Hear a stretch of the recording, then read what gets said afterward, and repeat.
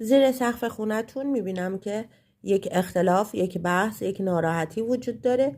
برای شما دوستان عزیز این اختلاف و بحث برای شما روی 2 وعده آینده انشاءالله حل میشه. روی مسیر قانونی و دادگاهی داره بهتون نشون میده.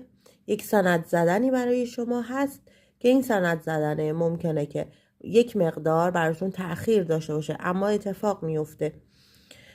زیر پای شما که به هر نیتی که این فال رو دارید نگاه میکنید سنگینی هست که حتما باید پاکسازی باشه، چرا که این که بالای سر شما هم روی به سمت تیرگی رفته.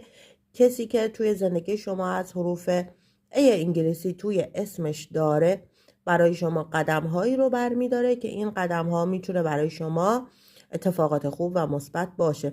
اگر به نیت ازدواج گرفتید تا آخر امسال ازدواج دارید.